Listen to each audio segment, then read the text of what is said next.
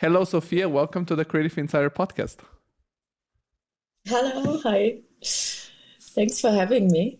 I'm very curious to have you on. As I told you, I got to know you through Mariana Cabugueira, but if you don't mind, you can introduce briefly yourself and tell the people who don't know Mhm. you yet who you are and what you do.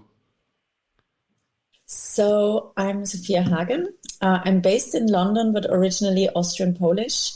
And I studied architecture at the University of Applied Arts in Vienna with Zaha Hadid. That's how I came to London as well in 2008. So I've been here quite a while now. And I worked in originally I'm an architect and worked in large and small scale architecture and interior firms. And in 2020, I started my own studio, HagenHinderdael, together with my friend Lisa. And we do 3D printed furniture, art installations, etc. But we'll talk about that now anyway. Yeah, it's super funny because the last podcast before this one, I had another guest that also studied in Vienna, also with Zaha Hadid, just a few years Really? later. Yes, I guess a few years later. So we continue the That's fun. series. We can cover Yeah. these topics. What was for you personally the reason to become a designer and architect? What was your expectations, or how did you come up with this idea? Is maybe someone in your family that it's already an architect, or you just wanted to play Lego a lot when you were a kid? So it just mhm. So no one in my family whatsoever. Um, my Polish grandmother, she used to be a sculptor, but it jumps a generation in our family, I guess.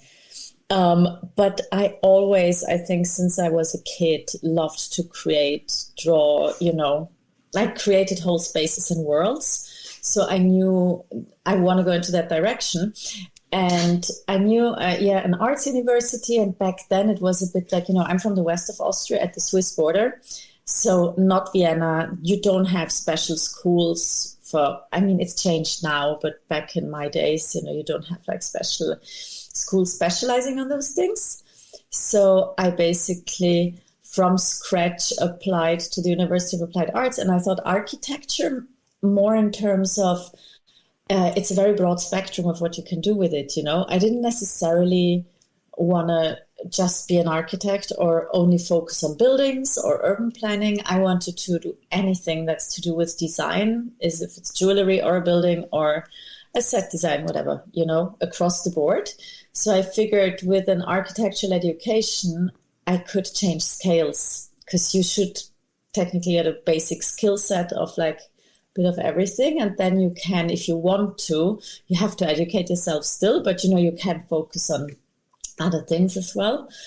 And yeah, so at the Angewandte, it was quite good in that respect, because we could also change around, be interdisciplinary, do workshops with visual media artists, or I did a year abroad in Paris where I did interior design, etc. So I always was seeking that it's like any design really, and then see what happens.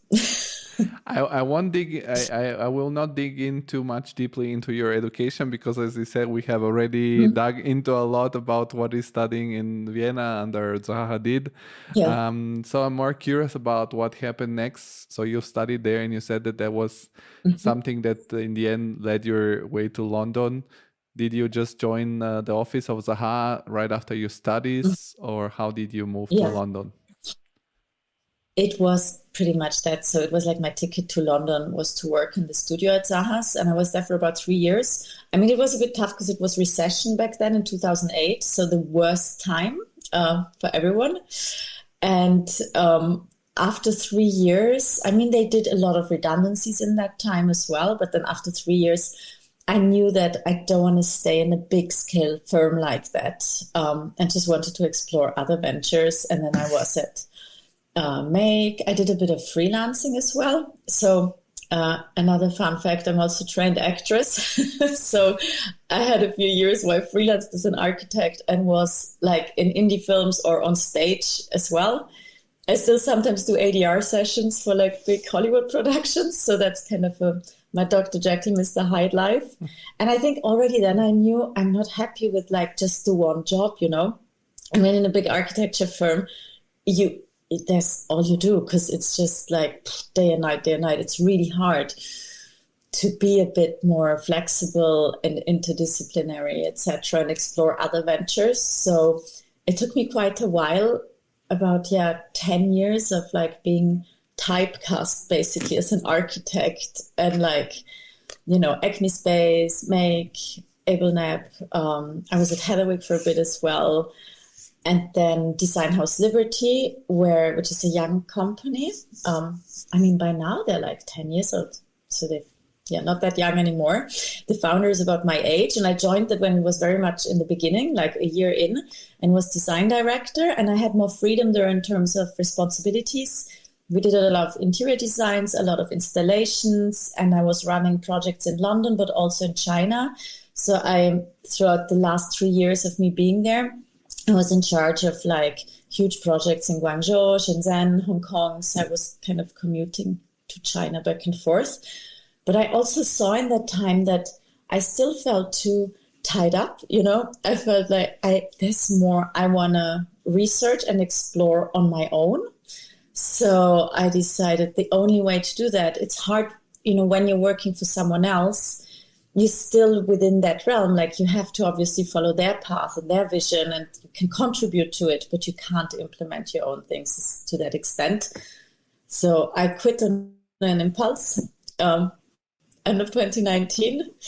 Really clever as well, just after I bought a flat and had a mortgage. I mean, it's a very sensible thing to do, especially because we had like no clients, a big network of people, because I'd been in London for a long time, but no actual projects. It wasn't that I was like working on the side while I was working full-time employed. I didn't do acting anymore too. I mean, that has a certain shelf life when you're a woman. It's the reality. But also, I was like, well, the only way for me to actually do what I want to do is to go, cold turkey. Just it's everything or nothing. So quit. And then it started really in 2020 with the studio. So Lisa did a sabbatical. So I started on my own originally. And then she joined in the thick of COVID. So it was quite exciting, to like quit with like no actual base, and then like knowing I'm not really going to do architecture. I knew I wanted to change scale and go more into like smaller scale projects where you can do more research and collaborate a lot with other artists or designers and see how you can join forces with other people, because it's just more exciting that way, rather than be a competition, be a collaboration and make it grow like that. But the first project was like during Christmas, an art consultant called me up and was like, hey, there's this pitch for Grosvenor, big developer in London. They own all of West London. And she's like, do you want to just do that pitch? Like we didn't even know each other well, that agent and me. And I'm like, yeah, sure. And then in January, just after Christmas, we pitched together and I got the project. I'm like, okay, it's going to start somehow. Well, and then COVID hit. So that was the next exciting milestone. I'm curious about many things now that you've mentioned, but I'm going to start with this. Which one, if you can answer quickly, which one was the last office that you worked before quitting cold turkey? That was Design House Liberty. Mm-hmm. So they do more interiors than architecture, really, interior design, interior architecture, and also furniture and products and installations. And I quite liked that aspect of it, that I could, work in like different scales. And I really enjoyed managing the teams and working with the people there.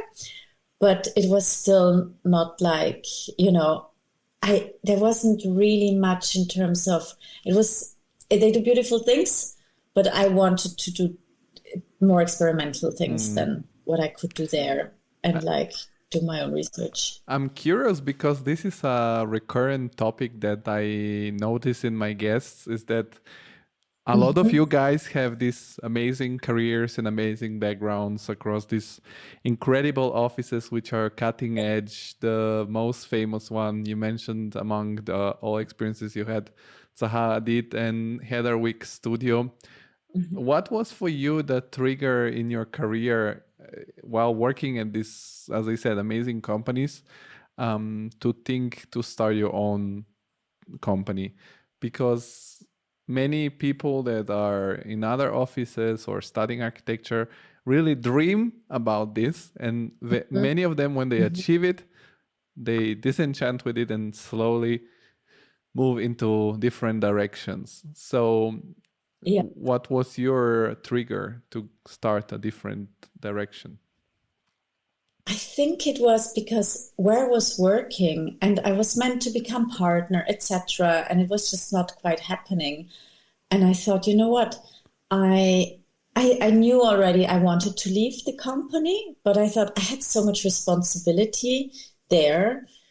And I just felt like it was more, the trigger was the experience of 12 years really of working for other people, where I realized so it wasn't one trigger, it was, I think, a long brewing build-up that suddenly led me to the impulse of being like, the only way that would work, that I can do what I want to do, is if I don't do it for someone else, but do it for me. So, I mean, the trigger was probably to be like, I think I need to change job. And then where would I go? In the end, it would always turn into the same again. Like, you work there, you have a time, and I think it's a certain type of person, I think it's a character thing, really. I see that a lot because most of my friends here work in amazing companies, and they're happy, in management positions or design or lead design roles, etc. And there's not very many of my close friends who take the plunge, because it's also hard in London. Like, realistically, it's a very expensive city. It's a high risk to do that, because you are suddenly depending, you don't just get a salary. So a lot of my friends and close colleagues were telling me before for years, you should start your own thing. And I think they saw that in me long before I saw it. And I always had a million excuses why not, which were mainly, rational, sensible, financial excuses. And then at some point it's like, I'm just going to do it and see what happens. What can go wrong? Worst case, I do freelance jobs, and I did that as well. Every now and then, I was doing freelance jobs as well on the side. And it takes a while until, when you build your studio, it takes ages, until you make enough money. And it's a lot of luck as well involved. Just because you know people, it doesn't mean you get the projects, Yeah, that's a different thing. And I'm curious, how did you deal with the pressure and the stress of this quitting, as you said, without having a project already? And also, you mentioned you have had this commitment with an apartment in London, which I guess it's expensive. Did you have savings and you had a runway and you said, I don't know, I can live without any earnings for 10 months, and then I can, worst case scenario, go back to work at some office, because you don't have a problem to get another job? Or what was your plan? Because it's a very, as you said, it's more like it feels like you had this really need to do it, and it was like the time to just whatever it takes to do it. So I didn't have savings or a rich partner, which some people have. I like how you say it. I love that. Yeah.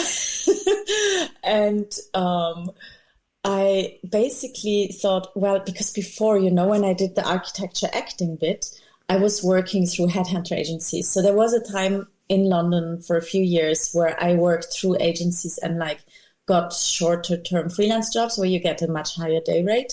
So I was like, this is my survival mode. And then you can, you work for a few months where you can earn more, and then just make sure. It's not that common in architecture, really, because the projects go much longer, but you can do that in interiors, for example, to be hired on a project basis. So my plan was always to just do that, kind of have two jobs, which is exhausting. But, if you want to, you'll make it work. And so that's how, in the very beginning, I did it.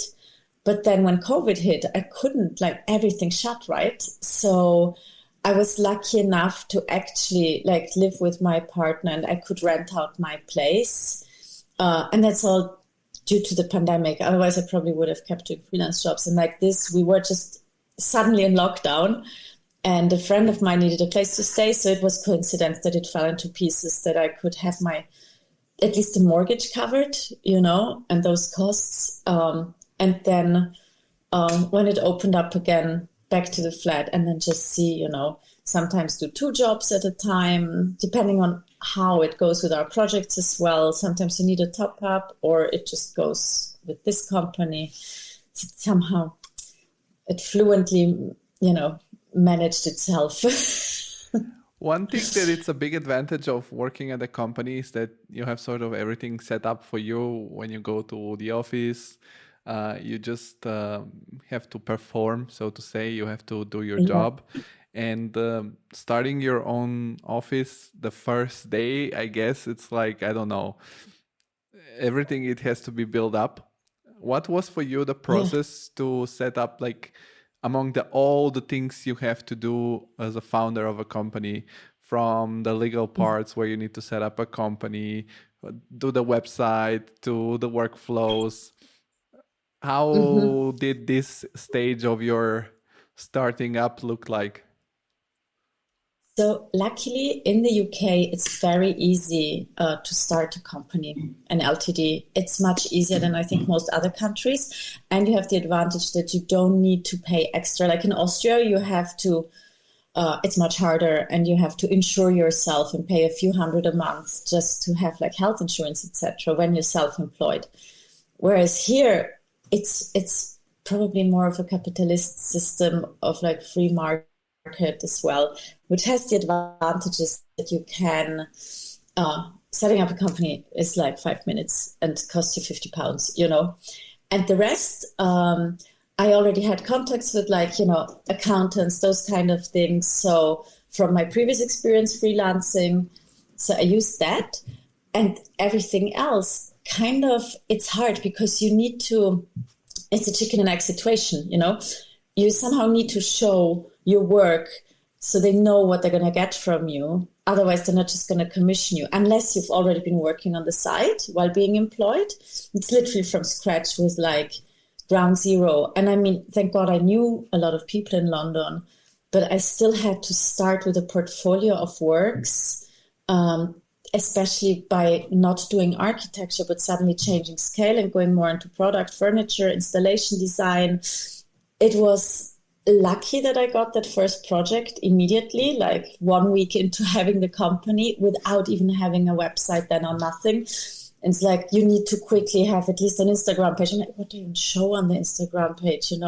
I have nothing to show yet. So it was kind of, when I haven't thought about it for a while, but actually, it's come a long way of like finding, you just make up things like, this is what I want to do, and show your visions and your dreams that you want to create. And then once they start coming into fruition, okay, and you need to have a portfolio of works to show off your own works to get further projects.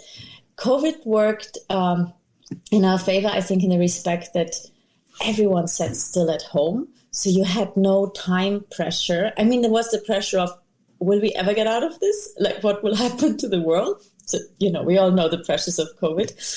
But there was time to build a website. There was time to build a narrative and look into, easy, what can you actually do? Because especially when you don't do architecture, but more like product design, there's certain design shows that you have to show at. And that is, there's certain people or showrooms, galleries that you should be showing at or represented by, just to be legit and to count as like a professional designer, especially when you want a certain market and a certain target of like collectible or high-end design. You just need that stamp. It's a marketing thing, really, and it also is an investment because that is not for free and you don't get paid for showing there.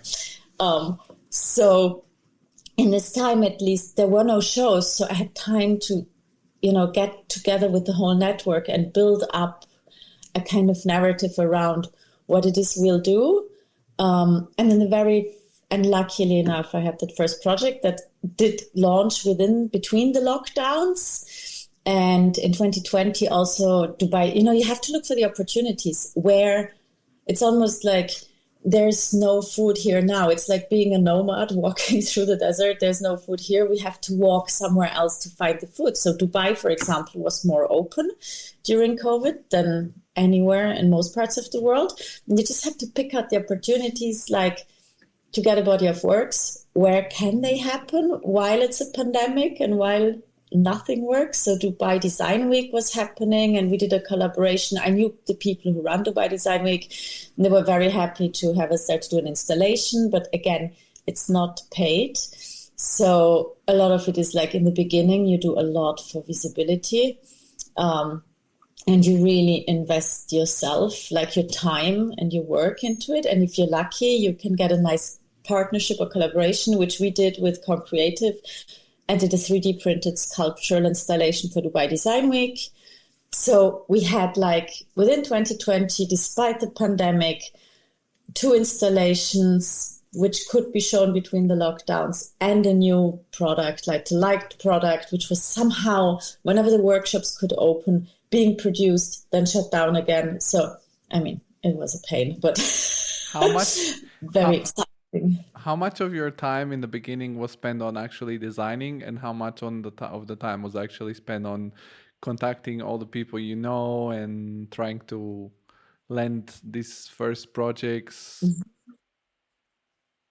I think, well, in the beginning, I think it's always you spend more time on all those admin, management, communication things than you do on design. Even now, I'd say like 80% of the time, or 90, is like everything else but design. Because just because you have your first projects, you have to constantly keep going, and you have to get jobs in. So there's one part which is like getting the jobs in. We also don't have a PR agency, so we do our own marketing and PR. And the good thing is, when Lisa joined, it took a bit the load off, because she's doing more the operations, finance, admin side, and I'm doing the marketing side and the 3D modeling for the designs we do.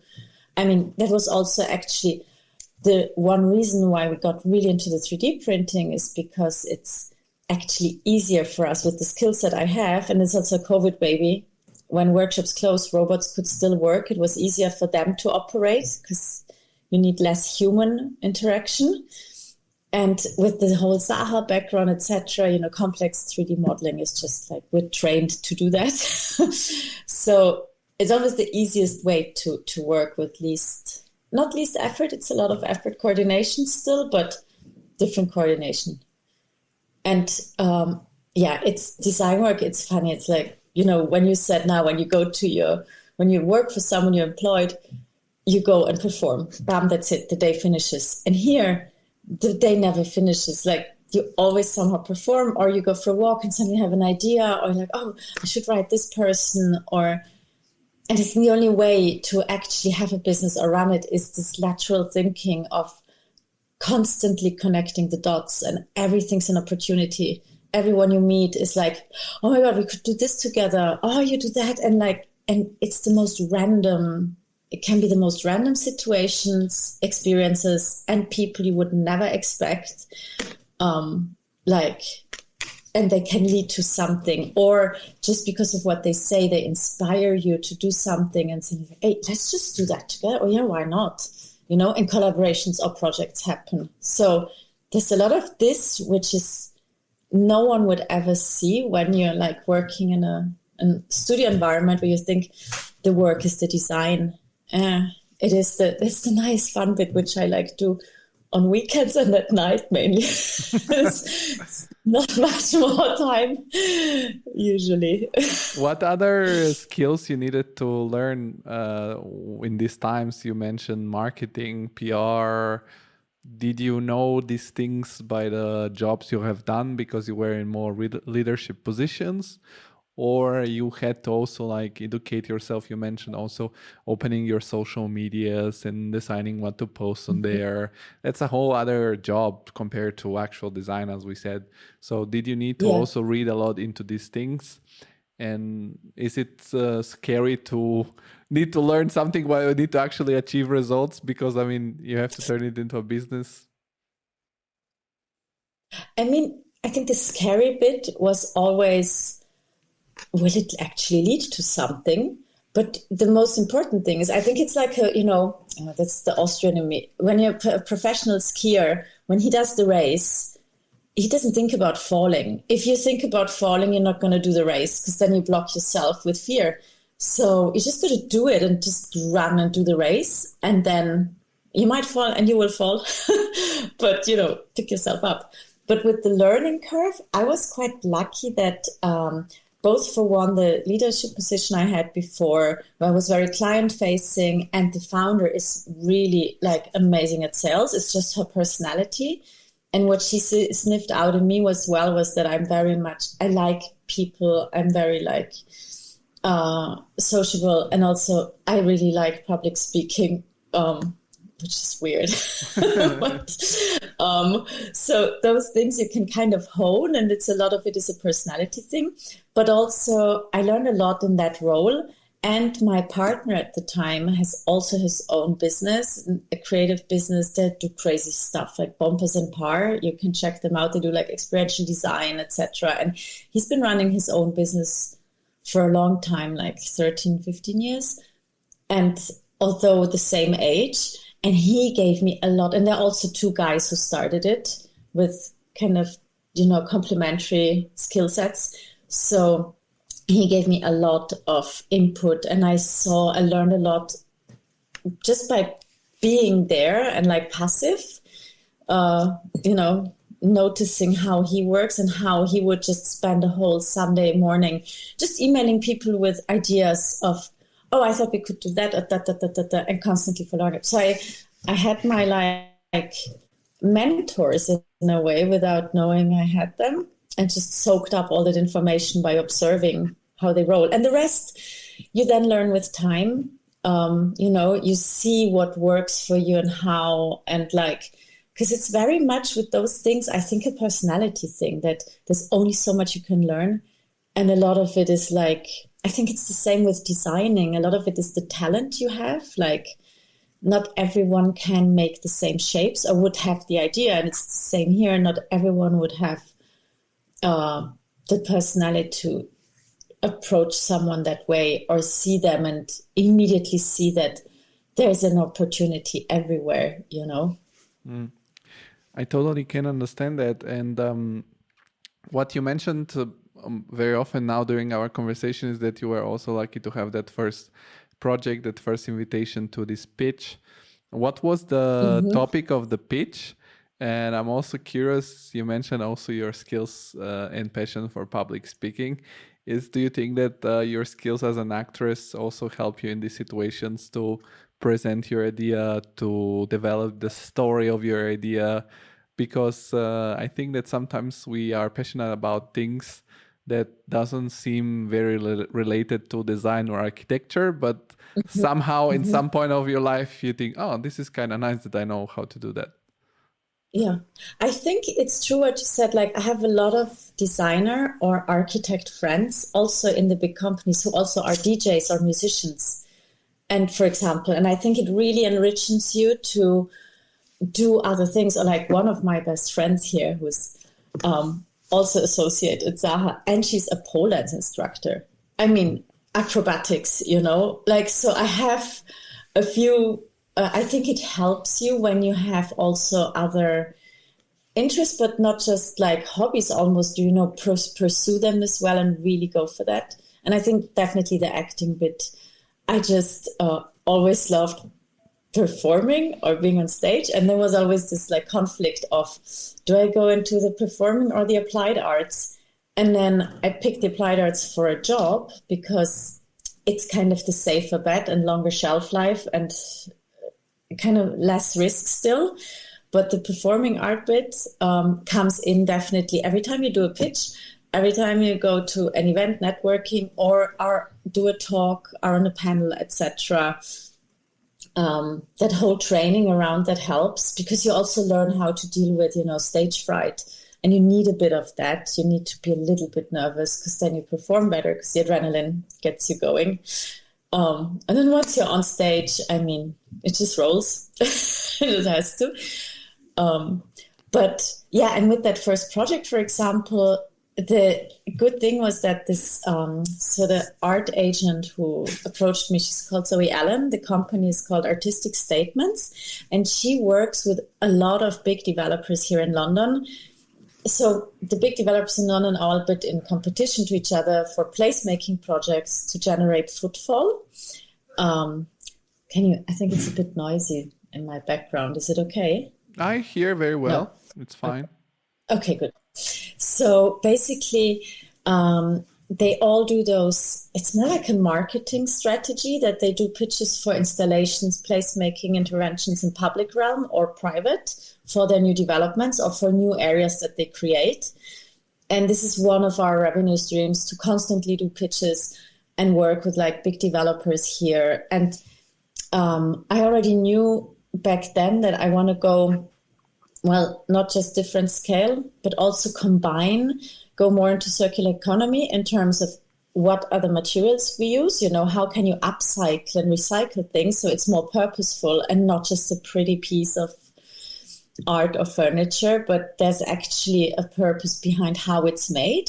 And also, how is it used after? The art installation shouldn't just be there for those 2 weeks and originally they said, it's a pitch in Belgravia in a new square that they have. It's called the Secret Garden of Belgravia. There was like no greenery there. And it's going to be up for 2 weeks for Earth Day, anything sustainability. And you often get briefs like that. So as an architect, you think about the context and you think about the site and what is around, the urban fabric around it. So developed this concept of having an urban forest bath within that square that fitted really nicely within the layout of the square, and offered the people, if it's called Secret Garden, bring some garden in there, right? It was like a spiral of greenery with modular wooden planters, basically, which were made of recycled timber from construction sites. So they're all repurposed. And they were built in a way that they would like envelope the people with different greenery, from like smaller shrubs to big trees. And you would enter that spiral. There was seating involved as well, so you can sit in there. There was a central planter with soil and you could plant seeds. So we had a little box with seeds because, in London, not everyone can have a garden. And in between we had mirrors. Mirrors, always hot tip for installations. Everyone takes selfies, so just add a few mirrors and easy special effect, cost effective. So, and you had facts about why a healthy natural environment is so important for your well-being. And that was pre-COVID. So interesting, yeah. The mirrors are also a great marketing tool for your installation, because if people take selfies, they put it on Instagram. Exactly, yeah, exactly. And they promote it, so it promotes itself through that. And so it became really popular, like the developers loved it. I mean, it obviously went on hold when the lockdowns hit. And then I think because of the topic, because it was like pandemic, people in that area, it was very urban. It's like in West London, there is not so much greenery and you weren't even allowed. Really appreciated the theme of having an urban forest bath, a place of greenery, which is outside that people can actually use. And it's all about well-being and nature. I mean, it just kind of made sense. It was really bizarre to have that, idea before knowing there will be a pandemic, but we were lucky because they kept that project on. And now it was built in a way that it can be reconfigured. And it was so popular with the people there that instead of 2 weeks, it stayed up for 2 months. And then they commissioned us to reconfigure it in another part of the square forever. So it's actually a permanent installation there now. And people really use it in their lunch breaks or it's quite nice to see that it worked full circle. And in this first period, you always use this term "we." Were you alone, or did you have because you said your partner was for a year away, did you work with freelance people, or how did you manage to deliver the project? Did you do it all by yourself? So she joined in like June time. So this one I did pretty much by myself originally. I think the "we" is more... it was very collaborative with the guys who built it, the fabricators. Mm-hmm. You're never alone in those things, It was also with the client. both the agent but also the client was really involved in terms of the narrative and like all their sign-offs, even if it was small. And then Lisa joined in summer. She joined the company, and then she obviously also was involved in helping with, we had like, because it's an area which there's retail and residential. When you install that, you have to start at 3 a.m. and make as little possible. So it's very hands-on. You just go there and build it yourself with the guys, with your fabricator guys. So there is always a we, I think, no matter what you do. It's always a teamwork. Yeah, it's always a teamwork. And you mentioned that the biggest reason for you to start your own studio, your own company, was the will to do experimental work in a certain way that you wanted. Recently, I saw this very funny, remake of the famous sentence in designs that form follow functions, and functions was like crossover, and it was written form follow values. I'm curious. One thing that I learned on this podcast is that the most interesting part to understand a designer is to understand their design philosophy, because everyone has their own design philosophy, something that sometimes unconsciously you appreciate and you value. So I'm curious, I understood so far that one of your values of your design philosophy is this reusability and sustainability. Can you explain what are the values of your design philosophies and also your design approach of the idea of design, like how you want to impress the users or spectators of your designs, or even, I don't know, the people who sit on your chairs? What is the idea of your design? So I think to explain that best, it's probably one thing I didn't really mention is what we actually do. I mean, it's furniture installations, etc. But everything we do, and that is then, like, I kind of brushed over it when I mentioned Dubai Design Week, 3D printed installation. It's always using different kinds of robotic fabrication. So I think it's also the value within the design, or it becomes part of the philosophy. It's the research of repurposing both the materials, always doing new research into what kind of, organic waste, food waste, industrial waste can be used to then be turned into filament or pellets, etc., and use different kinds of advanced fabrication, different kinds of robotics to produce the pieces, so one value is definitely the circular economy in terms of what are the materials. And we work very closely with material scientists and researchers, like a lot in the Netherlands. They're really big on that. And also in the UK. And then the different fabricators you work with, who, when you print, it's actually much more efficient because you never need a mold or a formwork. You only use the material you really need. And because the software that is used with all the partners we have, they basically use the AI Sync software, which is also two ex-Zaha guys who started AI Build. And I think Michael, one of the founders, he introduced me to Mariana at a party. So that's how we all connected, all the ex-Zaha architects somehow. It's a tiny world. But so, AI simulates the process of the print before. So you omit the prototyping, or like you reduce it. So it's minimum, it's very, very efficient in terms of like the purpose of a piece, rather than just being a pretty lamp, is the story behind it, and like, how is it made and why is it made in this particular material for this particular project? It's always very context driven. And I think that's more the architect side than thinking about the bigger picture, rather than a product designer who thinks about the context but isn't trained that way naturally, So, for example, we did a project in Austria, in the West, where I'm from, which is very much, it's alpine, it's pretty, great for skiing, etc., but also really progressive when it comes to architecture and design and innovation, sustainability. There's a lot of big industry there. Zum Global Lighting or Alpla, who make like plastic packaging worldwide.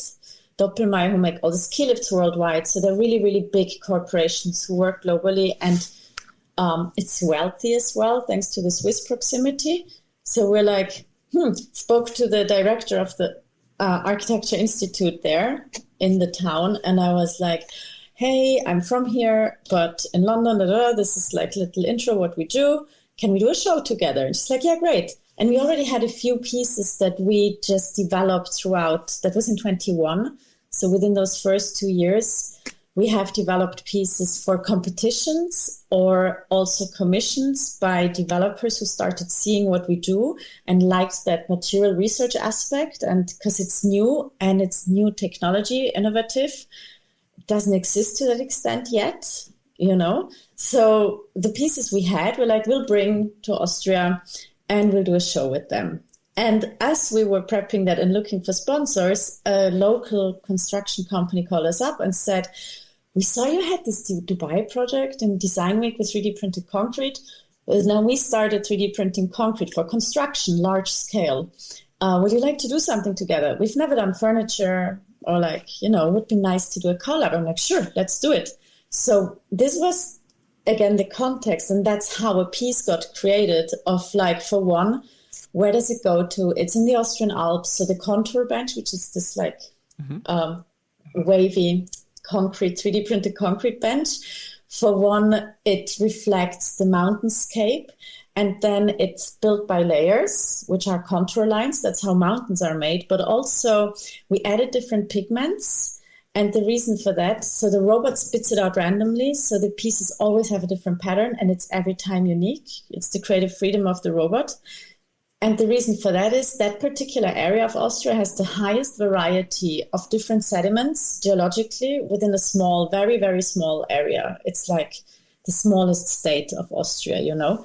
And this variety of the sediments and those layers is represented in the piece, you know, by the layering and by the different pigmentation within a bench in the end. And the reason it was the size it is, the original one, is because it had to fit in the lift of the exhibition space and not be too heavy. Then we immediately got commissioned after the launch by the capital for a few of them in a new public realm project they did along the Lake of Constance. And it fits really nicely there because you have the mountainscape on one side, you have the lake, and they're like along the lake, so you can sit there, enjoy the sunrise, etc. So it's quite, you know, I tied it in nicely with the local context. And sometimes we get commissioned. Yeah. No, it's amazing that there is such a big story in a bench that most of the people have seen just by scrolling through Instagram or just by seeing it randomly. Yeah. But then that's the beauty of design, that sometimes you go beyond this superficial appearance that there is in magazines and Instagram, and you don't question. Like a lot of people superficially say, "Oh yeah, another crazy shaped bench, whatever." But the poetics and the story behind it, it's just very pretty, very beautiful. Thank you. Yeah, and it's like, I think with all the pieces we do, we like to create and build a story and think about who is it for and why, and that also drives the material we use down to the technology that's used down to the shape. You know, it's all one thing. I think they shouldn't be seen separately. Like we did this blue bench. That was the first thing we did with AI Build, actually. 2021 for Milan Design Week, when it was just between lockdowns. The first time it happened again. And we participated in Rossano Orlandi's Guiltless Plastic Prize. It's a very iconic gallery in Milan. I'm like, wow, if we can get in there. And we just about started out. We need this kind of stamp, you know, to be a legit designer and be associated with the right people within that context. So we participated in the competition and we're like, let's print something, because we knew already that would be easiest for us. And we found a social enterprise in Amsterdam called Reflow. They do different waste that they source and then turn it into filament. So in this case, they used medical plastic tray waste, which was also quite contextual within that time. And it's beautiful. It looks like glass a bit, and you can add pigments to it as well. So we picked that particular material. They introduced us actually to AI Build. So I didn't even know them through Zaha because we didn't overlap. And then we realized, we're all raised the same way, basically. So we did that piece together with them, and they normally don't do production. You know, they're not fabricators, they're software engineers. They do prototyping, but for NASA, Boeing, Formula One. And they only took this one on because it was a double curved, quite complex geometry, and you don't print double curved, you print a straight extrusion. And for this, they had to reconfigure their tool paths, print it onto a mold. I mean, it was very challenging. Is this why I think I saw you once on a Formula One race? That was a different funny story. But yeah, that was it's actually a funny. It was an epic story because it was you and the Wolf of Wall Street, but the real one. Yes, the real one. That was very random. It's a random story. Because of the nature of what we do, you know, a lot. It's digital fabrication. I tend to dibble a lot in the tech world because why just stay within design, creative industries? It's interesting to learn from others. So a friend of mine is one of the founders of GP Bullhound, big venture capitalist who also invested in Spotify and Klarna, etc. And he invited me to attend a conference they did in Marbella. Very nice setting. And I was on 2 panels there because it was all like 3 days, 130 investors and tech entrepreneurs, etc. And we were maybe 5 people who weren't in tech directly. I mean, I still was on the panels because it was about technology and sustainability and etc. Those kind of topics. So it fitted in.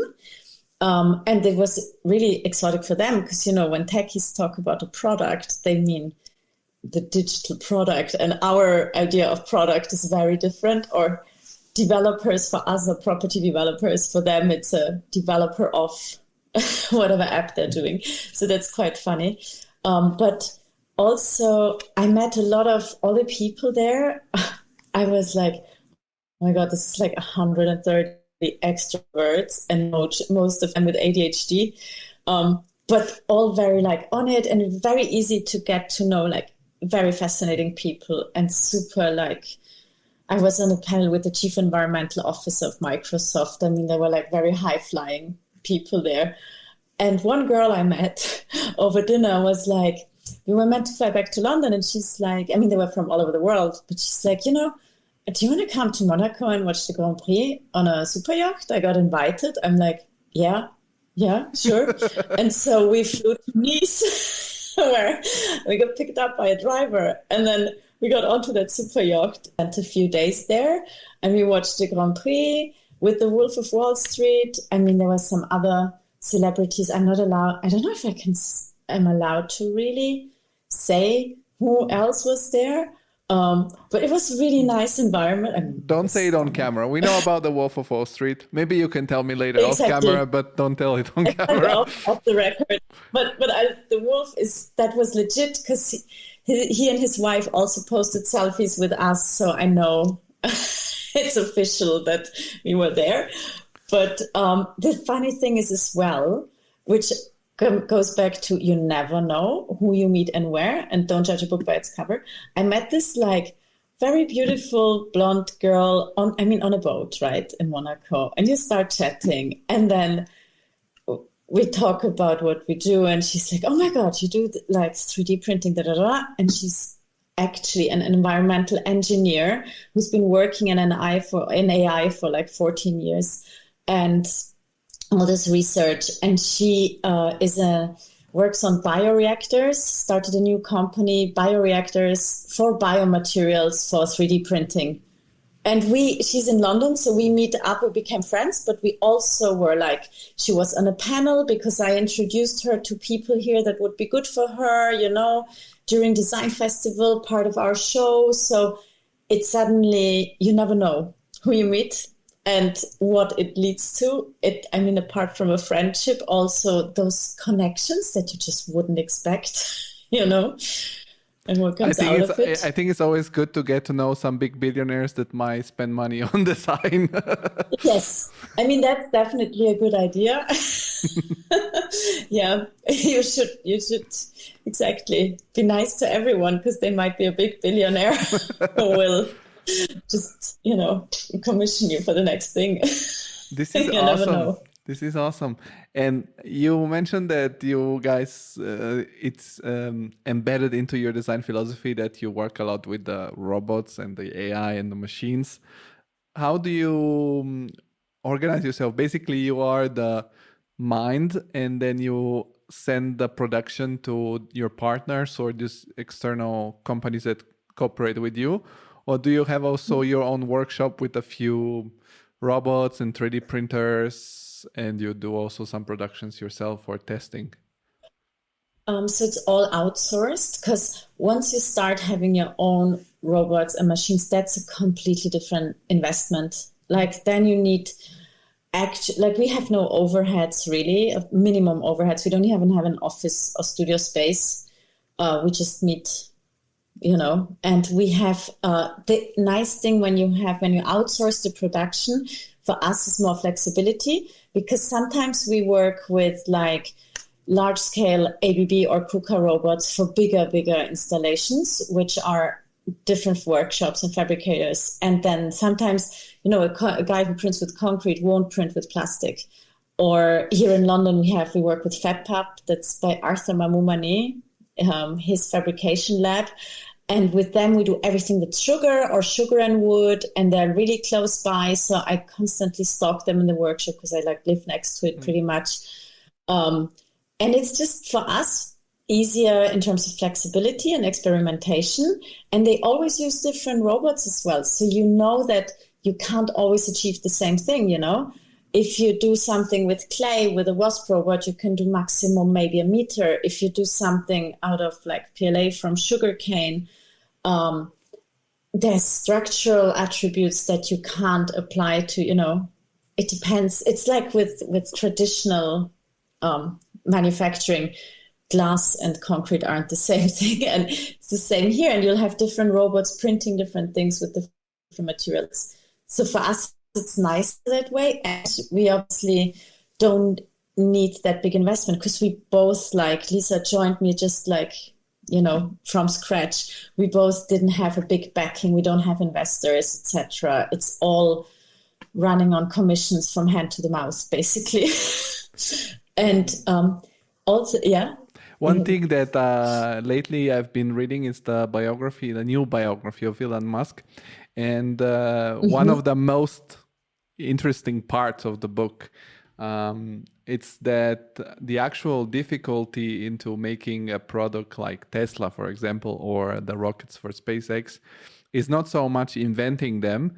It is actually inventing a way to produce them on scale and make them affordable to buy for a large amount of people.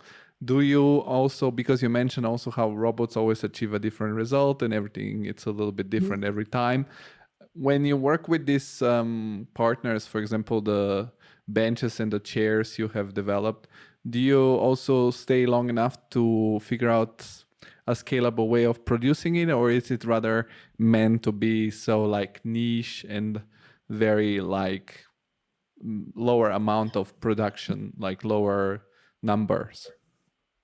We would rather keep it lower, because then that's more a term also of, we'd rather be within the market of collectible high-end design and be associated within, because it's kind of between art and design what we do, and can be also seen as an art installation. So we want to stay in that bracket. And once you do, even now, some galleries wouldn't take us on, because for them, they think we're too, it's not bespoke enough, for example. Although, so we wouldn't really want to go into a mass production. But that said, if a boutique hotel or a hospitality venue would commission us to do a bespoke light for their hospitality venue, and it's 500 keys, we would definitely happily do 500 lamps and get a big order in, So hotels out there commission those 500 lamps. Yeah. So hotel, please commission us. So we would do a series of several, larger scale and bigger bulk, but we wouldn't want to become IKEA. No, yeah, I mean, I don't think it's doable to be IKEA. But for example, with this benches and chairs, I'm also curious, how does it work with the revenue? I don't know how many of them there were printed. I guess some of them were sold. Do you get like a commission to design them, or do you get also a commission on each sold piece? So it's both. So some of them, for example, the contour bench that we didn't have to invest into the production, that was like a risk. We have some products which we just did self-initiated because we wanted to. And usually we were lucky enough to partner up. Most of those companies are startups, like the Cocoon Light, which is 3D printed sawdust, which is like the big version of this necklace. And it's made by this new company called Forest, who already shut down, but have their own, another new company. But they're the only ones who print with sawdust and bind it with lignin. And for example, we have a few self-initiated projects where we're just like, there was the opportunity of a show, like Guiltless Plastic or Austria, or we're really interested in, wow, this is no one has ever printed with that material and that technology before. We want to try it. And it's a pioneer project. And then we partner up with them, create something, and we make the revenue of the sales. And like we were lucky with the bench, for example, that immediately, as soon as it was launched, people wanted to buy it. Like the city commissioned us for that. Showrooms started buying it. And with the lighting, it's usually more like private clients. So you can just buy the pieces directly from us. And we're also on an e-commerce platform called First Dips, which is very like luxury e-commerce, high-end. And it's mainly US, but also here in the UK, like all the interior designers use it. So the part of that, and you can just directly buy through them or us. Or we have some of the pieces, which there's like those swivel stools, which is the 3D, there's stools and planters, the 3D printed sugar and wood fiber. And this was a big developer here in London. They do all of Greenwich Peninsula. That's a whole new plan, like huge master plan, whole new part of London, 25-year master plan.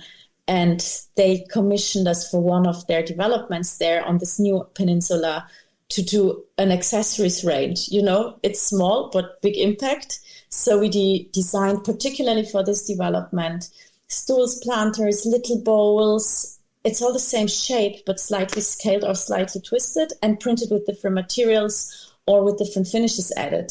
So this was a commission, which then works like a service. We want that. This is our budget. Make it work to that. Bum.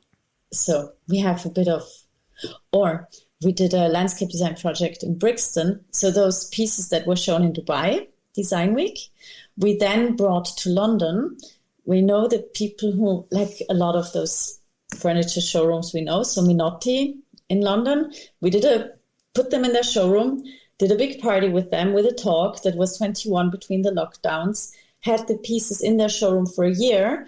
Suddenly they were not art, but furniture, and then spec'd them for our landscape design project, which we were designing. So for that landscape project, we designed all the outdoor furniture ourselves and printed it and basically commissioned ourselves, you know, for the pieces we do. I think that's the party where I actually first saw you with Mariana. Is it that possible? That could, I don't think I knew her back then. I saw you the first time. I think you did a pop-up store or something in London where you get like you did a sort of an opening party, and I was like, "Who is this other stardom girl from design that Mariana knows?" And from there on, I started following you and follow your work. Yeah. So I think you've done quite a few of those. Yes. So that's kind of our USP now. Because, you know, we don't have a showroom, we don't have an office. The pieces need to be shown, otherwise no one knows. It's different. You can have only so much online presence. People need to see it in person. So since Minotti, they basically tour like a band. Mm-hmm. I'm going to make us those T-shirts with the band tour dates because it's ridiculous. Every few months, and the showrooms and institutions ask us by now to display them because it works really well for both, you know. They're quite like, they're super high end. They have a big network. We also have a big network also of other people. I mean, we're friends with all those like Zaha Hadid directors. editors of Wallpaper and Design are our friends. So it's like, it's a good, profile. We bring our pieces there, do a little talk, an event, a party, and then they stay on display for a few months. Then sometimes we do more programming, like organize panel talks, organize a closing event, or like invite someone else to do a talk, like Arthur, etc., or like the head of interiors at Heatherwick.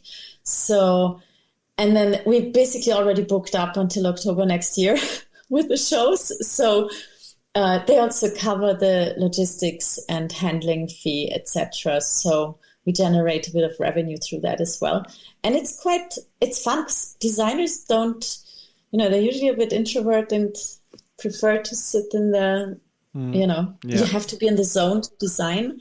So I think it's refreshing for all. We exchange networks. We got projects on top of those things as well because of it, because you meet new people who are then aware of you.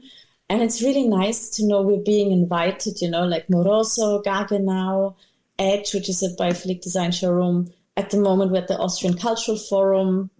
That funny pop-up we had, that was also like another kind of very serendipitous story where we had an installation at Gaggenau in a shop window that was a competition for London Festival of Architecture. And at one of the events they did during the LFA, we met developers from Great Portland and Crown Estates who really loved our work and invited us to have this pop-up for 1 month in October in Piccadilly Arcade, super posh, expensive area of London. And they're like, you can have that for free and display your pieces, and it's basically your shop. And all the other shops there were like tailors, perfumers, very old school English, like beautiful craft. And we were there with our 3D printed pieces, like a gallery. And this normally when we do events, it's hosted by the showroom. We get content and people, but they host it. And here we had to do our own launch party. Well, we wanted to, if you get the opportunity of such a space. We had zero budget because it was self-initiated. We had the space for free, which, would have been £2,000 for that month, I think. And so... How many thousand? It lagged for a second. How many £1,000 would be the space for a month? I think 20. Oof. I think it would be 20 for a month in that area. And it's 15 square meters, 20 square meter. It's tiny. Ridiculous. And so ridiculous. But we did this launch event where we got sponsored by Number 3 Gin.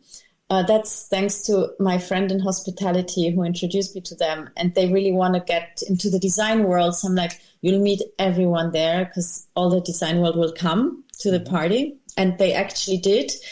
I think 100 people, 70 to 100, we were allowed to have and would fit in the space. Around 200 came. We had a queue outside. And we had a friend of mine was a DJ. We had 2 photographers. We had a bouncer because you needed to have the guest list, and really nice gin and tonic cocktails all evening long. So it was kind of event and party planning is also a nice little side hustle to do. So we quite enjoyed that on top of everything else. What I'm curious is, you mentioned all the, end result of your work, the exhibitions, the products.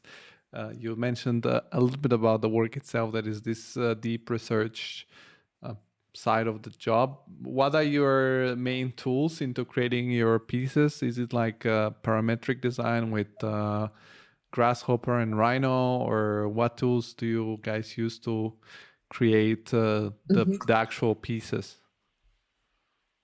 So I'm old school. I just prefer hand modeling.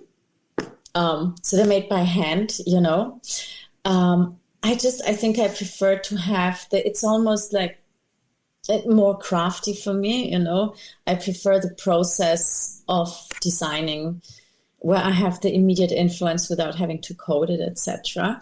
But there are obviously some of the What do you mean by hand modeling? Do you have as in Rhino? Okay, Rhino hand modeling, no parametric. Yeah. Rhino, but not. It's not. It's okay. It's all Rhino, And sometimes we have certain patterns where you would apply a grasshopper script, etc. But it's mainly all just done in Rhino, quite, Okay. straightforward. And how do you guys divide your task now that you're two people? So Lisa is doing more, for one, like the admin finance side, logistics as well. You know, anyone who's like asking to buy a few pieces goes through her. And she also, you know, when I mentioned the landscape design project, for example, or she does the design consultancy. So we have a few projects which are like interior refurbishments, etc., where she's then in charge. They're like longer ongoing projects. And then she would also specify our pieces in there. And I do all the 3D modeling, like everything that's 3D printed, all those designs are my babies. So the products basically, and everything PR marketing, all those events and talks, that's then my side. So like this, it's nicely split, because otherwise if you have to, you know, you need different, your brain works differently depending what you need to do. It's the same when like you have a day of you just designing. It's really hard to suddenly do communication. Or when you do a day of all meetings and comms, it's really hard to get into the mindset in the zone of designing, I think.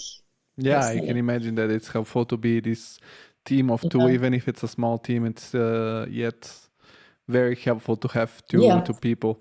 And did you know each other for a long time before? Because I can imagine that also doing something like this, it involves having a lot of trust in each other. We worked together in the same company for 5 years, where we had similar roles already. So we kind of worked in the same roles. It was almost like a dress rehearsal.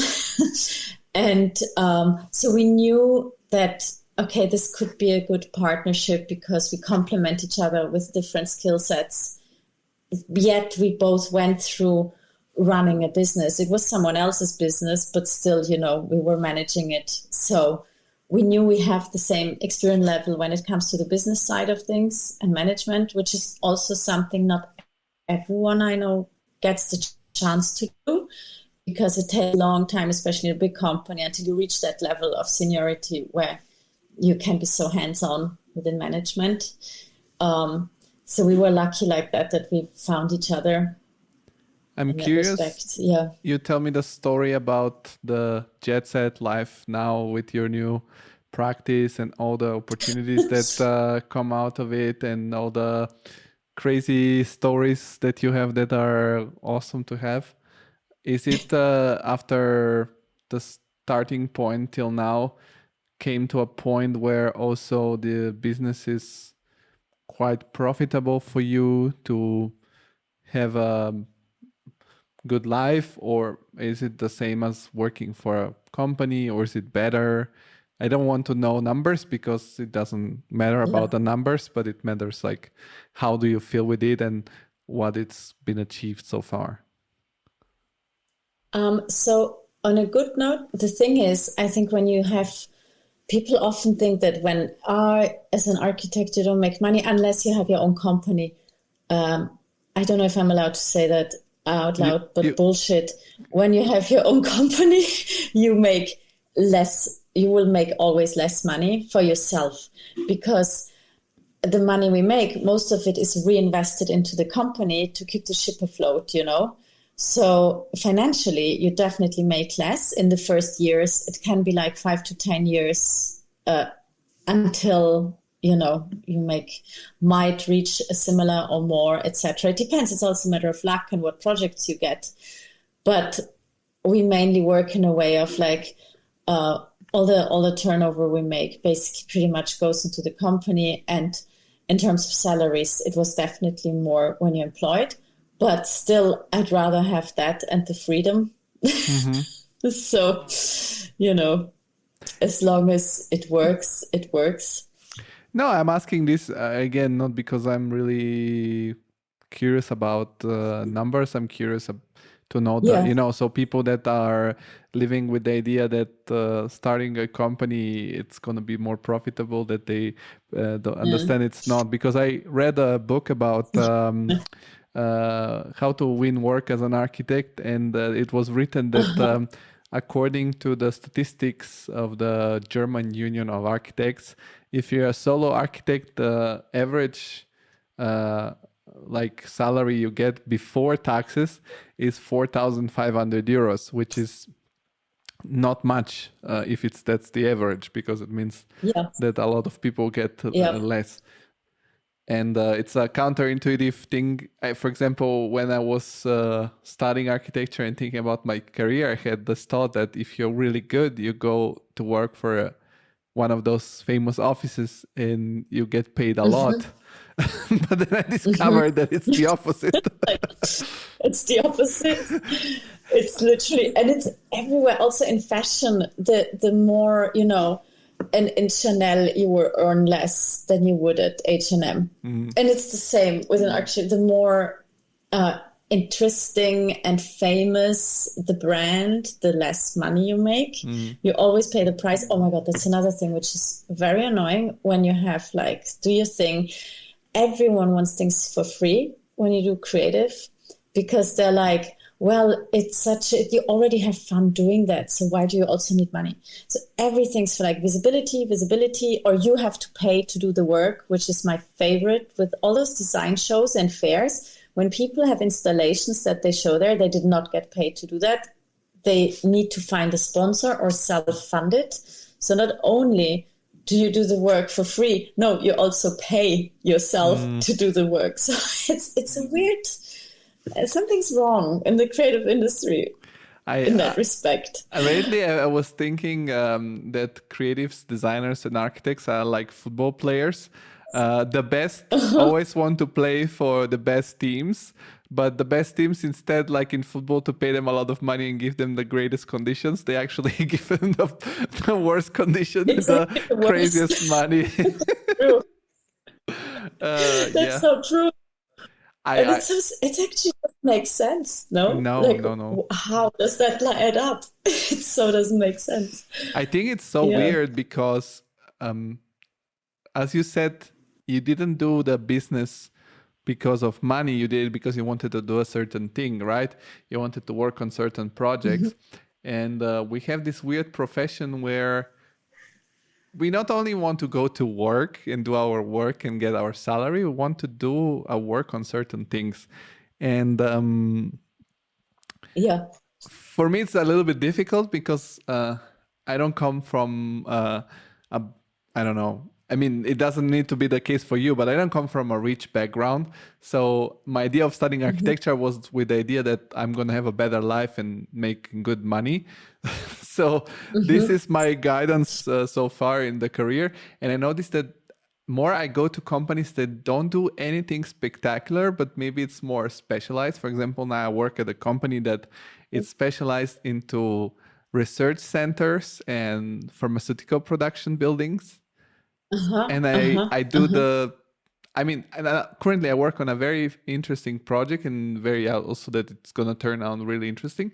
But if you do a laboratory or if you do a production hall, it's not that you can do something crazy like Zaha did. But I get paid way better. I have better conditions. So I'm like, do I need to want to compete with everybody to work at Zaha Hadid, or do I want to have a life? Because that's the thing. You have more money and more time. Yeah, right? And I can do a podcast, and that's the thing that I can. And at the end of the day, as you said, even if you work at Zaha Hadid or Heatherwick or any other big company, and you get to be an associate, and then you get to become a partner, and then you're still part of this big organization, and you're not free. You're never free. Yeah, exactly. And that's what I felt exactly. That's why I was like, when I quit, I'm like, if I go somewhere else, it would just be history repeating. Because I might, I'd be probably on a more senior level and I would earn a little bit more. But, I also thought when I started to study architecture, because I come from a family of not creatives, and you have this cliche that architects make money, which you then learn we don't. compared to other professions where you have to study so long and work so hard, it's not equal with doctors and lawyers. But I also knew, well, if I go to another, there's so many exciting firms, etc. But in the end, it will be the same thing again. So do I really want to do that? Or do I just do what I want to do and see what happens? And I quite like that I still sometimes dip into, take on consultancy roles or freelance jobs when I want more money, basically. And it works. Or actually, those voiceover sessions for big movies, they pay really well. No, architect. And you do that? You have ever done a voiceover? Yeah, sometimes I do that. It's quite funny. There's only 6 Austrian actors here that do that. There's not many Austrians in general, I guess, but and they, for the big productions, they really use, when they have a scene that's filmed in Vienna and they need the background, all the background people talking, they actually take really local people who are native speakers, because we sound different to Germans, right? So when it's released somewhere, people will know this. Why is everyone in Vienna sounding like from Hanover? That doesn't make sense. So they're really, really strict and very detail oriented, down to the dialect. So even for background scenes, and I did Mission Impossible 5 and also some Amazon series and things. And you just get called into the studio for half a day or day. And in half a day there, you make what you do in a week as an architect. And all you do is talk. Yeah. I had a guest. She started her own company, architect that left architecture and started a startup for relocating talents. And she is also very beautiful, and she was modeling while working as an architect. She said modeling for women yet pays a little bit less because she was in Italy and there are a lot of female models, but still she was this was a good side hustle because you can actually earn legit money. And exposing all these situations makes me feel a little bit, I don't know, it feels, seeing all these situations and makes me feel a little bit worried about the whole industry. And the conclusion I'm having so far is don't do it. Or, I mean, if you do it as a hobby or something like that, because it's very difficult. Yeah, a lifestyle business. I'm curious one thing about all your experiences, because you have an amazing career and you have an amazing education. And now you have started this practice that's also very cutting edge. Looking backwards, if you had just studied at the university in Vienna with Zaha Hadid, and then you did a career in normal offices, just architecture offices, maybe that do also interior design, that are not so famous. I'm excluding the 3D printing company because that definitely played a role for you. Do you think in this stage of your life, looking back from the things you learned at Zaha Hadid, at Heatherwick, do you think that you could still have started this without having worked there? It's a good question. It's really hard to say. I don't know, actually, because I think a lot of the things that I've been doing, that led us to the projects we do with 3D printing, are also down to the people we met at those companies, and the contacts you made. So it might be a different kind of company. I mean, eventually, because I think, like I said earlier, I think a lot of it is a personality thing, which I only really learned now by doing it, or by meeting even all these techies in Marbella who kind of are very similar people. There's this kind of crazy, slightly insane entrepreneurial founder gene that you have or don't have. But how did you get to Marbella? Was that through Zaha Hadid and the former offices, or? Not at all. that was a friend, like totally separate. So I don't know many architects who also have friends in other industries so much. And I think I didn't want to only stick to like the same, in London, I always lived everywhere. Most creative experts live in East, Northeast. And now I live there too, but I always lived all over town. And I also always enjoyed having friends in different industries and fields and not just the designers and architects. So that is just a friend. Don't even remember how we met, but I think just at the brunch, talking to someone randomly, and then we become friends. And he's like a big venture capitalist, and one leads to the other. So it's nothing to do. So those kind of things have nothing to do with the architects, but I think the 3D printing arm has to do with the companies where I worked. But the 3D printing was not also like at the biggest companies. You work in a company that was basically focused on this specific topic. So let's say if you skipped Zaha Hadid and Heatherwick and you went to work for this 3D printing company because you wanted to dive deep into 3D printing, that would have been enough. And maybe if you have worked at an office in London and then you just attended all the events that are related to architecture, you wouldn't have met the people working at Zaha Hadid, but you would have met a lot of other people, right? That's true. Yeah, that's true. I'm trying to ask these questions because this is the 133rd podcast I'm doing here, and I've talked to so many people, and I came to the conclusion also by when we're in deeper conversation, we actually talk about hands-on work of architecture. That it's not that the Zaha Hadid people or all other big offices you can imagine do some crazy stuff that other people cannot do. It's just that they do it at this famous place. So I think or sometimes it's even more chaotic at the bigger offices. I don't know. So it feels to me that it's more like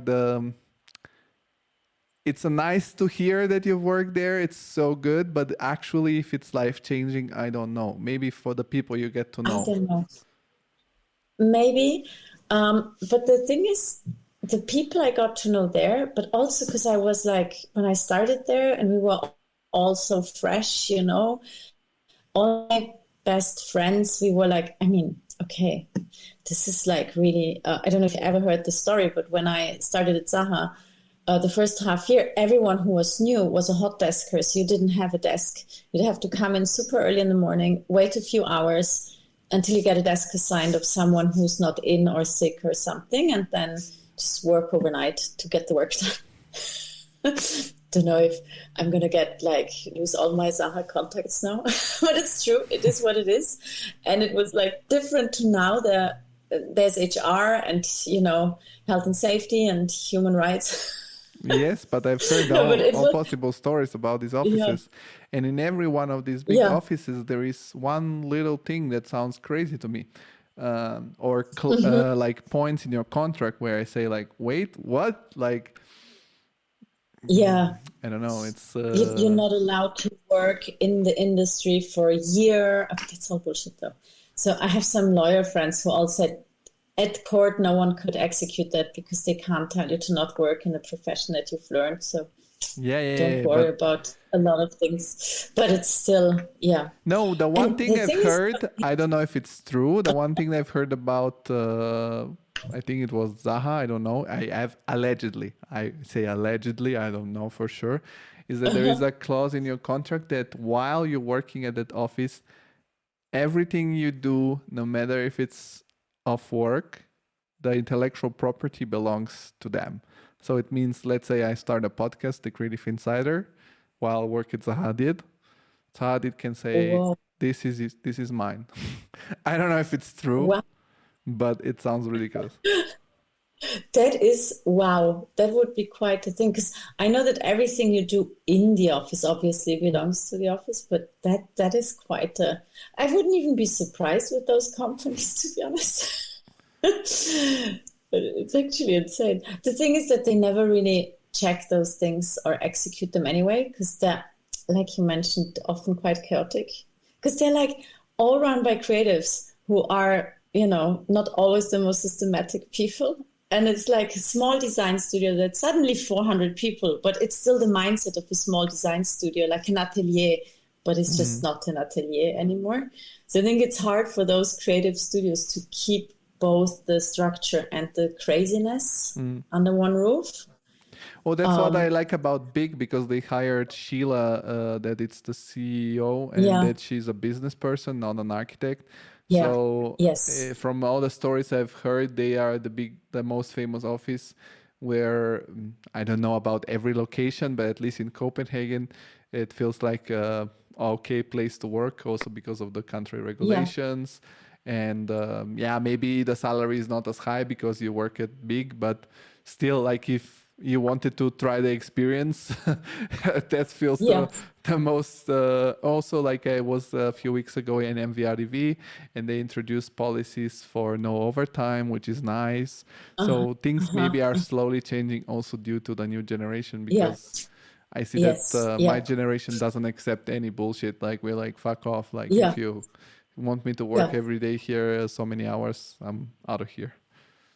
Yeah, that's true. I noticed as well a very big shift with the generations where, like, they wouldn't put up with what we put up with, back then. But the thing is, like, I think the contacts I made there are more the best friends I have now, So they're not even business contacts that I made. Those offices helped my CV. Like, when I did the pitch at Grosvenor, one thing is they like the idea, but also they like the CV. So it helps you in that respect. But I didn't actually make direct contacts there that would, they're my good friends. So we don't. I always feel that people in architecture from university and from different offices, by going through these super hard moments and projects, as you said, that you're a hot desker, that you have to work all night long, it builds like a bond, like in the army, like the same thing. It's like you live these crazy experiences together, and you survive together, and then you become the best friends ever And even if you don't stay in touch, you see each other and you're like, hi, how are you doing? It feels so like... Yeah, you'll never lose that bond. You're right. It's like, I always say, you have the mutual enemy. And it really bonds you. And I have literally, because I was 50 work there. Hello? It just, it's back. Yeah. You were off for a second. Yeah. What were you saying? Is it working again? Yeah, everything's perfect. So the same with this bond. It's like, 15 years ago, my first friends are still from Zaha, and those who are, some of them have left, London, like Melike Altinishik. She does amazing. She's in Istanbul. I could introduce you to her. She'd be good for a podcast actually as well. And she does one of the best, biggest emerging architects in Turkey now, or they were like same age. And she started her firm there. And so she's, we went through all that together, the pain and the glory. And she has her own huge, amazing architecture firm now, doing projects worldwide.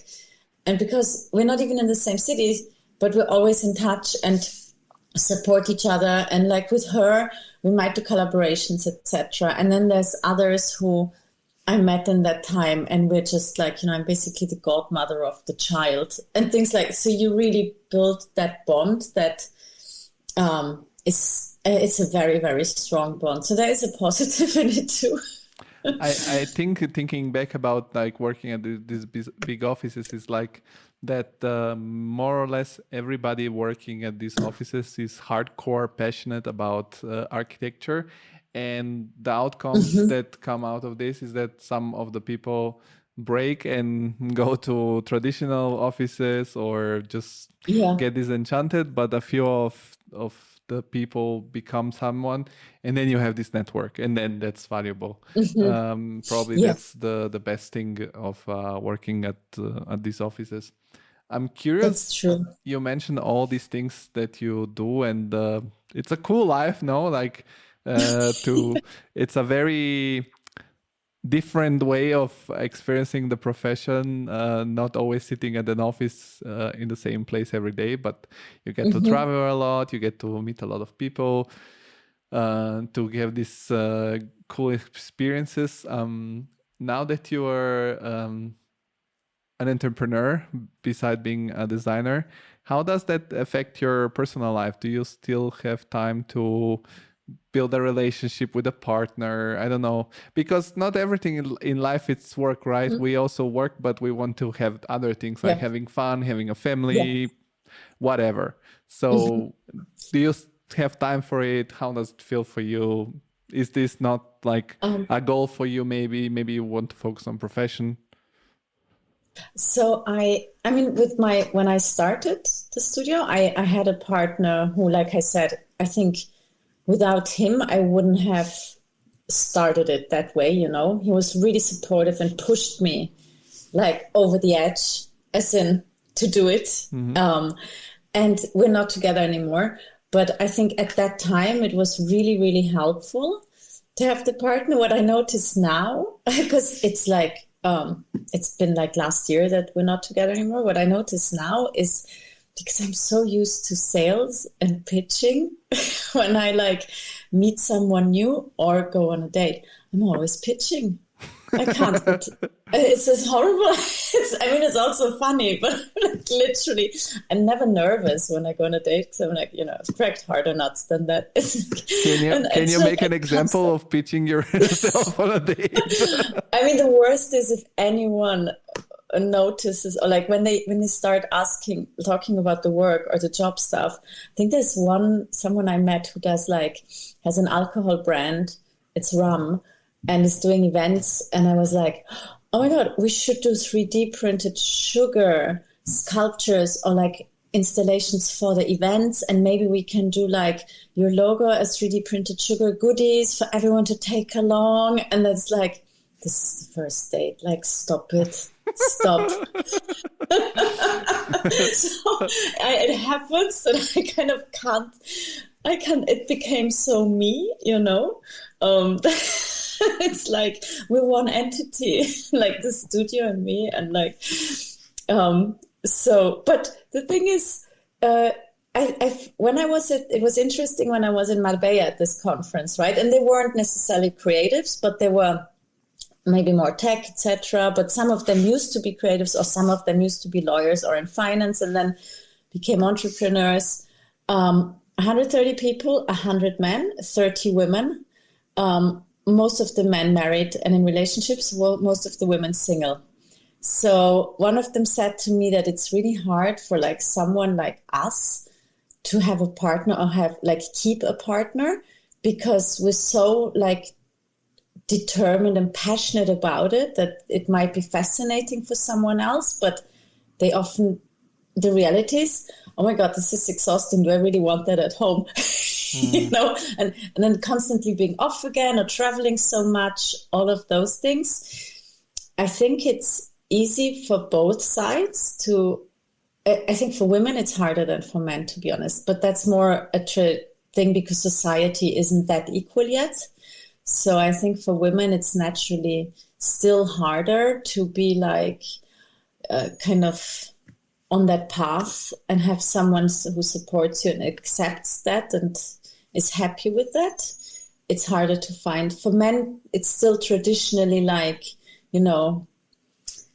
it's horrible to say that, but I think it's just my experience, and all the other women I spoke to, even at that conference, was really interesting to hear like their opinions that, we're all in the same boat, That said, my business partner, Lisa, she has a partner and a little daughter, but they'd been together for like 13 years, long before she started the business. So, that was already established there. But yes, it's a different story. I think also that there is a lot of superficial approach to the situation, because I'm gonna speak open. I know that I think this, but that probably a lot of people might think it, that it's I don't know. You can say, oh, she's a successful woman, she's a successful designer.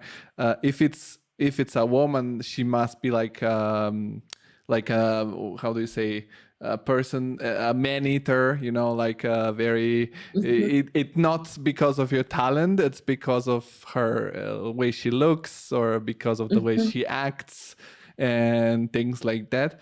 And for me, it's important to talk about these topics too, because I think that there is a lot of superficiality in avoiding these topics.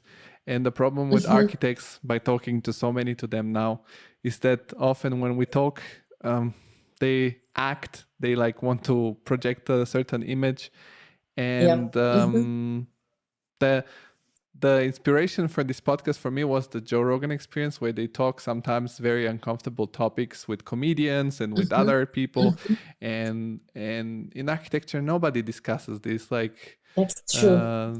Nobody, I don't know.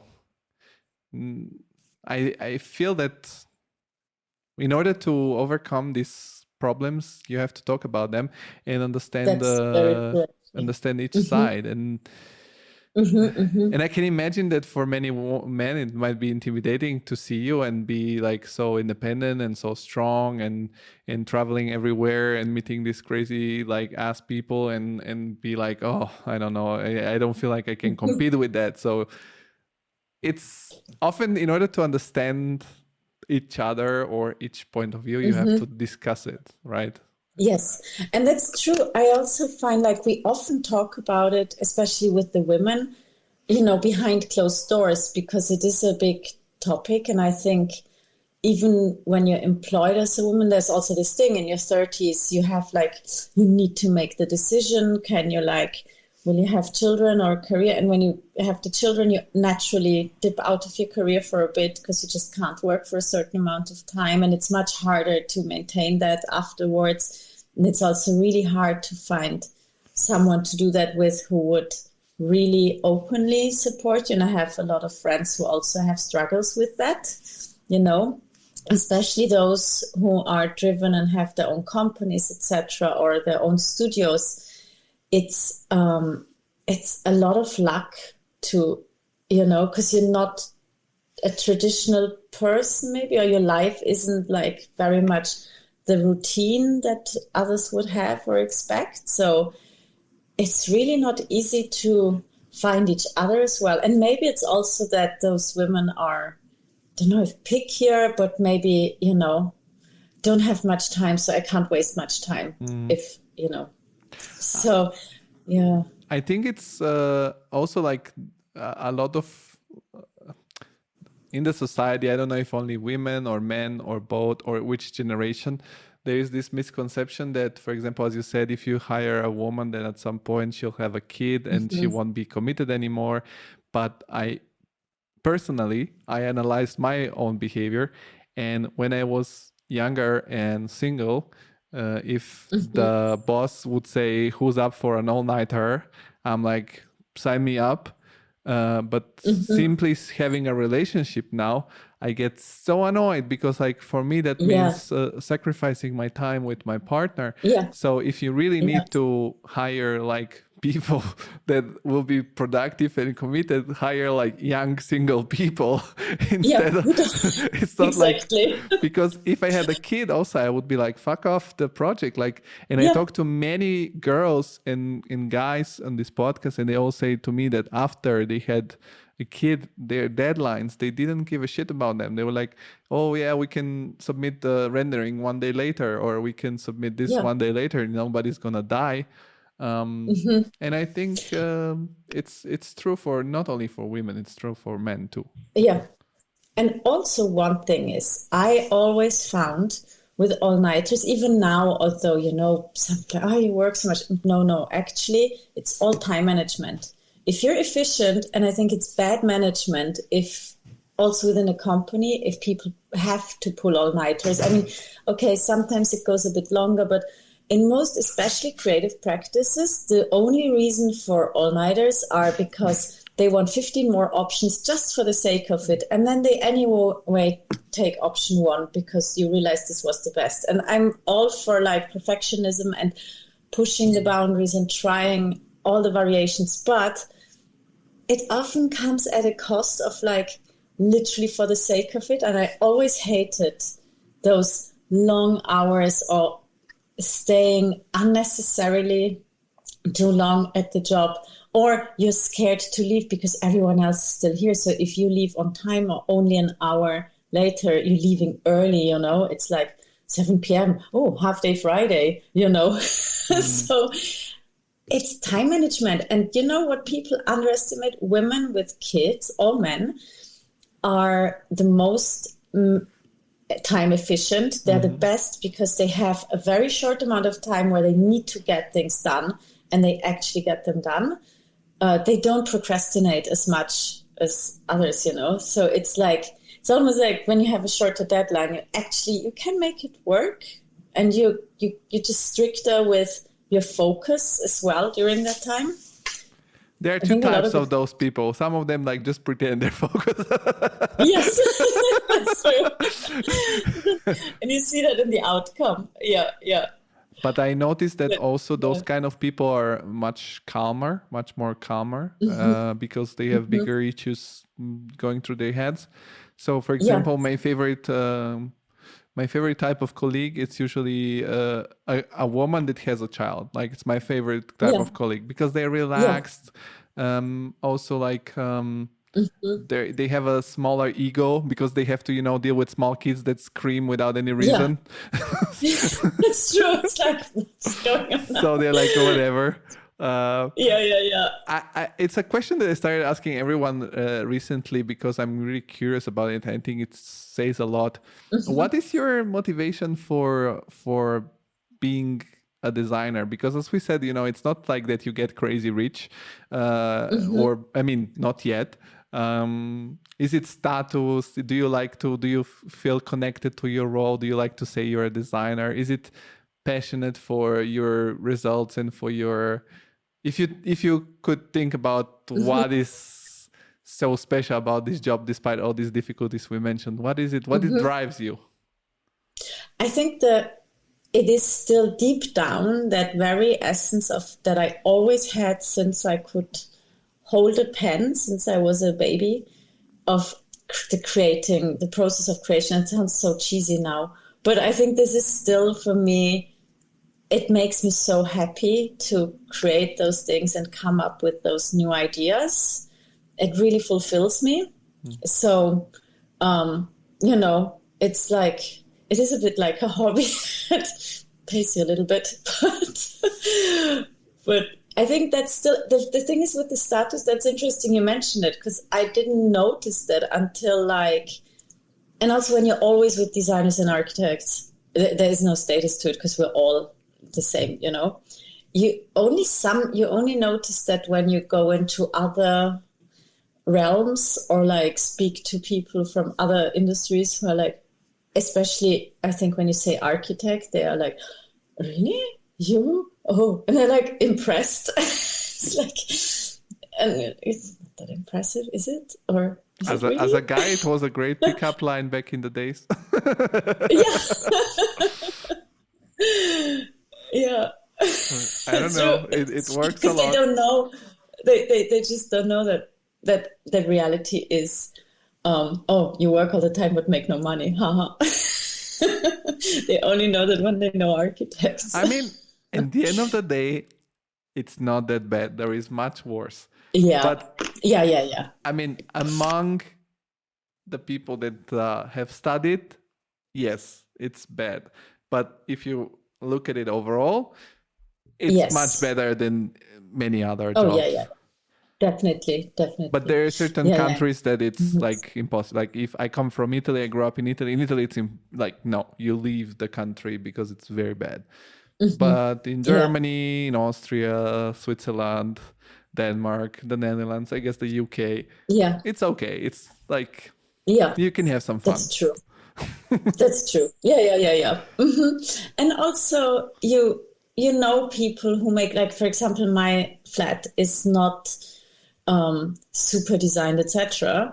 But whenever I'm away, I sometimes have friends staying at my flat who are, it's a very hot tip, have interior designer or designer friends who can stay in your place as a favor for a bit. When you come back home, you'll always find some new art, accessories, things a bit redesigned, refurbished, or some nice items in your house because they leave you little gifts. So comes in handy to be in those circles. Give me a list. I'll invite these people over. Yeah, exactly. I'll give you a list. Also great to have friends in hospitality like chefs, etc., because it's a good one too. They can cook you nice stuff. Mm-hmm. Yeah, that's funny. I had one guest, Fabio Palvelli. He told me that his first job was being a private chef. And then he started this big conference about Archviz. And in the first edition, in order to make it nicer, he went to the supermarket and quickly bought some ingredients and made this super simple for him sandwiches, but everybody loved them. And he was like, you never know, right? That skill will come handy at some point. Yeah, that's true. It's like you as an actress, right? You know how to interpret a role, control your voice, control your intonation, create pathos. And I would be really curious to see one of your pitches, like when you pitch things, because I think that would be cool. Yeah, I wonder. Someone has to ask me out on a date. That's all it takes. Then I'll start pitching. I'll tell friends I'm taken. You're taken. So you need a single friend. I'll have to go through my friends of London if somebody is available. Yeah. Can you record it? Can you try to ask this girl out and like I'll give you a hidden webcam. It's gonna be fun. Exactly. Let's see. I want to see her pitch. Like 5 minutes in, you're pitching some 3D printed stuff and things like that. Yeah. Well, Sophia, let's wrap it up. We always finish the podcast with a positive note. It with you was a lot of fun. Time was flying super quickly. As you said, we have this creative juice as architects and artists and designers, but sometimes we run out of it through the stress and the whole life that goes around us. That's not always so exciting. Do you have some favorite activities that you like doing to recharge your batteries? Like, I don't know, a sport or traveling to a certain place, books, music. You can pick. You don't have to cover all the things. What you think is your thing? So I love doing kickboxing on Muay Thai, which it's like, I really enjoy that. I don't know. It's kind of what's wrong with me because we actually do sparring, so I have bruises all over very often. But I think it really keeps you, for one, you're totally distracted. I do yoga and things and sometimes a bit of meditation, but it's, that kind of sport really gets you out. You can't think about anything else. You have to focus, because if you don't focus, you get punched in the face. So you need to relax as well. It helps you a lot in life, I think, on a philosophical level, because if you don't relax, you're going to get stiff and panic, and then you can't actually, the fight is like a communication or a dance. You have to react to the other one. You also have strategic thinking involved, because there's like, where's the gap? Oh, this is where I can, strike. So it's a really good, actually very mindful pastime. And the people that are super peaceful, and they're a really fun community, because we all never talk about work. We all don't know what we do for a living. No one gives a shit what we do for a living. It's all about just being there in that moment and enjoying beating each other up. Now anyone who listens to this never gonna ask you out. Yeah, exactly. That's it. No, you'll always be safe walking around with me, But very unsafe if you mess up. Yeah. And then, there's also the obvious, going to London is great for that. Going to exhibitions, shows. Also, I love going, movie or theater performances, I think, as well. Really important to see. And one thing which is important actually for all of us, you should in the morning, it's really good for your circadian rhythm. First thing, go outside for a walk. That's what, like, it's better than a cup of coffee. I mean, I love coffee. I'm a coffee junkie, but it's actually for your system, it's better to first thing get outside. And they say into the sun, everyone in London will be like, haha, what? But just daylight, first thing. It's really invigorating and it makes a complete difference to the day, I think. I live in Frankfurt, so we don't have that much sun either. So I understand completely. But it's, it's, I don't know if you listen to Andrew Huberman. He is neurologist or something like that. So he explains all these tricks to, for example, as you said, when you wake up to go out and walk. But one thing that he really explained, it's important to go in sunlight. And he was saying that in the winter, if you don't have sunlight, to turn on all possible lights and not wear too many clothes so that your skin can absorb the photons. Yeah. So it's crazy how you can affect your body. Yeah, yeah. Mm-hmm. And the same at night to wind down already an hour and a half or two before you should start. I saw one football guy wearing like orange glasses because they shut off the blue lights. Yes, they're really good. They're really recommended. Mm-hmm. So it's crazy. One thing I started at this, like in Marbella, the conference, there were a lot of like, health app people, like longevity, well-being, etc. It's a really, really big thing now. And all those biohackers and scientists, which it's quite a funny group of people as well, very niche. And they're also all into like breathwork sessions. And that's quite, so I sometimes do those. But sometimes I'm like, you basically just get high on hyperventilating. But that's a nice, like, you also shut off and all you do is breathe for an hour. Meditation in a sauna, it's really crazy. If you try to do that, you're gonna come out like you're stoned. Like I should try that actually. I don't do it too long because I get really freaked out. Like you come out and because suddenly your mind is so relax and then you become like, I think you get an endorphin rush because you're finally out of the heat and you feel like, oh my God, like, I'm high. So crazy.